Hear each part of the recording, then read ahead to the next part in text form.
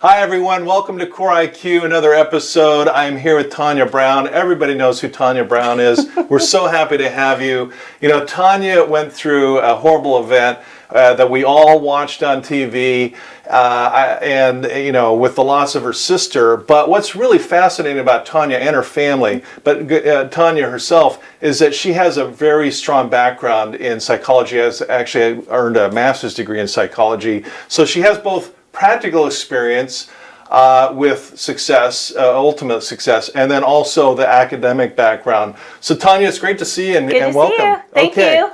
Yeah, so we're here to talk about this adapting to change journey. Yeah. And if there's anybody on planet Earth that's qualified to talk about adapting to change, it's you and your family. Yeah. Yeah. So this model is kind of cool, because you've got the external environment, and then you have the internal self, what's inside me, right? And then we have the past, what happened in the past, and what happened future, and what's going to happen in the future. And there's kind of a process. Absolutely. So if it's cool with you, I'd like to talk about you, your experience, because you know everybody knows about it, in kind of this process in the external environment in the past. You must recall vividly the day you got the phone call saying Nicole's gone. Yes. Tell us about that. Well, the initial thing was Nicole got killed. Okay. So it's the language, and I was like, no. When I heard denial. I heard screams from Denise and screams, and I went into the next room, and it was like 6:30 in the morning, and I got woken up to these horrific screams. Wow. And I'm not a morning person, so to be woken up like that was really, really chaotic and crazy. And so then I went into her son's room. He was living with us at the time. He was just a little boy, maybe 6 years old, or 8, I don't even remember. And I go, Denise, what's going on? And she says, Coco got killed. And I'm like, who? You know, again, denial. I was like, who? She goes, Nicole, your sister. And I said, no. I go, you just saw her last night. I didn't go to the dance recital. And I said, no. I go, no way. I go, you just saw her last night.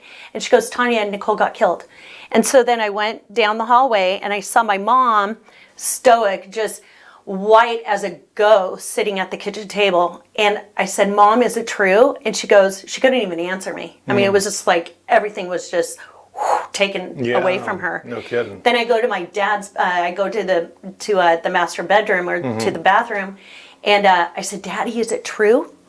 And he had his forearm, or his head to his forearm, and he was pounding the sink just like this. And he goes, yes.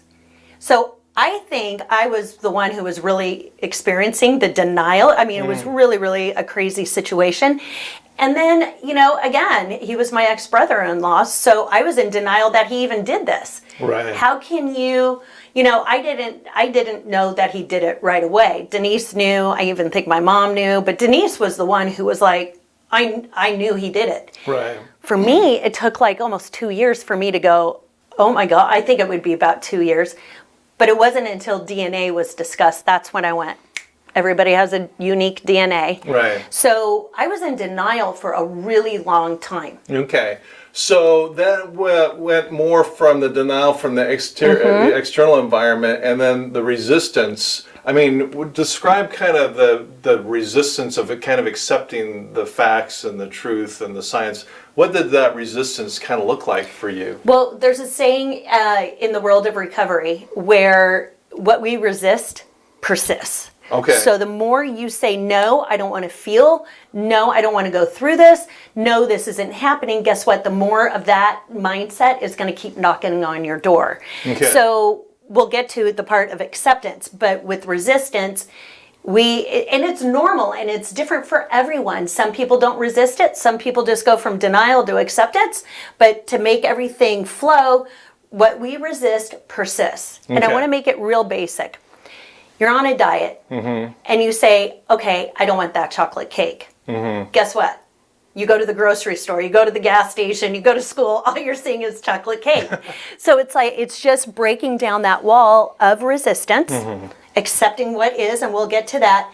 But again, always remember, what we resist persists. Okay. Continue knocking on your door. Okay. Now, I don't know if you remember, but I remember that when moving over here, more from the past, moving to the future, in the exploration part of it, sitting at your parents' kitchen table, and there was a very distinctive line where there was a discussion of the past and the anger and what had happened, and then there was a moment where there was kind of an exploration for the future. Right. And I remember Denise in particular saying, I'm going to take all this energy and all this anger and do something positive and help battered women. Exactly. And she started exploring that. I mean, what did that exploration process look like for you? For me, Yeah. everybody was different. My exploration was I became very codependent. So I got attached to a dysfunctional relationship. It was after that dysfunctional relationship, or towards the end of that relationship, that's when I sat back and explored. Okay. So as I was going through the trial, as Denise was creating the foundation, again, I'm 12 years younger than Denise. I was 24 Sure. at the Okay. time. So again, it's a different process for everyone. Yeah. But it wasn't until towards the end of that relationship, when I went, oh my gosh, okay, what's happening here? I became a victim of an abusive relationship, very controlling. So it was at that point that I went, okay, I was in denial, I was grieving, I was resisting the grief. I went towards an unhealthy relationship. That, obviously came to an end. That's when I went, what do I want for the future? Okay. Yeah. So we're talking about cultural issues. Right. We're talking about kind of people's style. And the kind of the unique thing is that everybody has their own style, but these rules kind of apply to everybody. Right.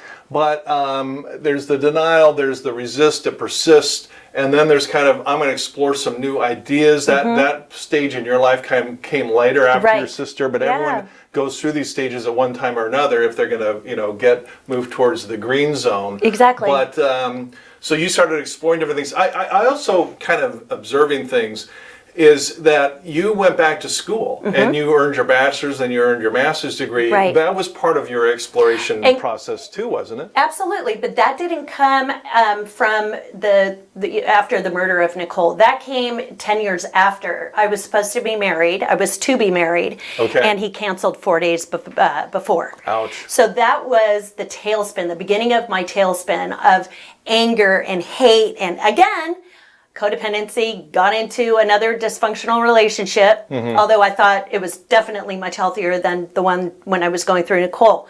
But at that point, I was like, okay, this happened to me. You can't change something you can't control. Okay. It is what it is. So then, but I was kind of forced to learn this at this point. Right. Because I attempted a suicide.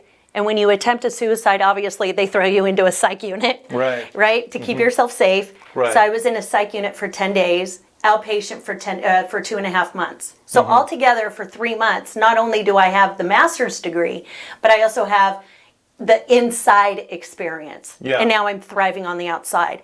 But I could have not gone into a psych unit. I willfully went. I knew I wasn't right. I was angry and I snapped. And so it was during that whole process, again, we're always learning and we should always grow. Again, when I was in the psych unit, that's when I started exploring, oh my gosh, I got to have a relationship with myself. Duh, at 35, right? You think I would get it. But that's when I remember sitting in what I call a class instead of a group. I was sitting in class with a whole bunch of people who are battling with severe mental illness, severe. But there was this one class, and Carol Hawley, she was the occupational therapist, and she was doing this therapy on all of us, on a whiteboard, talk therapy. And I said, Carol, what is this? I said, whatever this is that you're doing with us, and I said it in front of everyone, she said, it's cognitive behavioral therapy. That's when, again, I did self-exploration. That's when I went, okay, I don't want to sit back. I think this is really motivating me to finish my bachelor's. And then after my bachelor program, that's when I completed my master's. Yeah. So I've done a lot of self-exploration. a lot of exploration, yeah.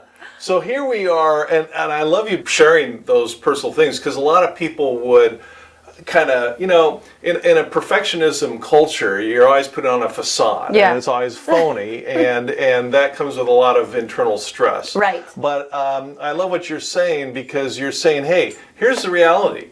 My sister was murdered. Let's call it what it was. And there's the grief of all of that. There's the grief of leading up to it. There's the resistance. All through it. I tried to commit suicide. I mean, that's a lot of people would say that's an embarrassing fact I want to hide from people, and yet you're helping a lot of people by just talking about it. Right. Acceptance of whatever journey people have been on. You have had a particularly interesting journey. And I'm exhausted. I get it. But we got to kind of accept that people in our culture have different experiences, and ideally we kind of get to this healthy green spot where we accept others where they are in their journey, we accept ourselves. I love what you said about kind of self-care, right, along with taking care of others, yeah, and the big green zone. So talk about the positive place you are now with acceptance. Okay, first of all, let's backtrack. I firmly believe that until we get to a point of surrender and acceptance, healing cannot begin. Okay, so I use this analogy. Hands up. I am not in control.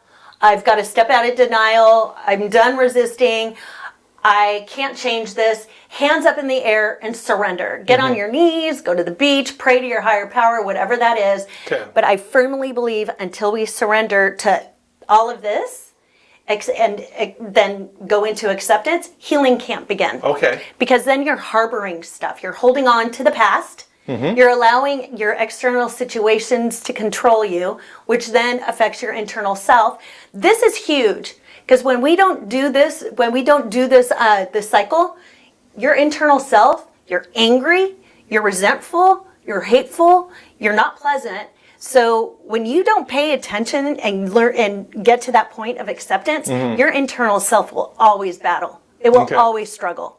And that will come out in mysterious ways. Okay. So hands up, surrender.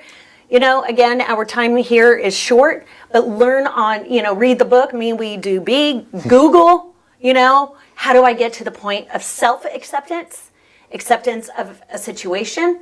Again, I can't bring my sister back. Right. We can't bring back our loved ones. So what can I do to accept the situation? Okay. Right? Yeah. So acceptance and it makes a positive future. Well, yeah. Yeah. Yeah, I like that, because the future is more positive when we're in this acceptance mode rather than the denial mode. Exactly. Yeah, I love that. Yeah. Hey, Tanya, thanks for sharing this stuff. I mean, coming from you, it takes on a whole new dimension, because we can talk about this academically and, very, box by box, but you make the principles come alive. I don't even know where my degree is. It's like in storage. I believe in like the University of what? Well, you have both, the degree in the box and storage and the real life experience. So thanks for coming on. You're welcome. Now listen, everyone, our goal here is to increase the core IQ of the world. I mean, we're taking on a big project, and we do that by studying these videos, print out the worksheets, study them, talk about them with friends and family in the classroom, and share and like the videos. And we'll see you next time.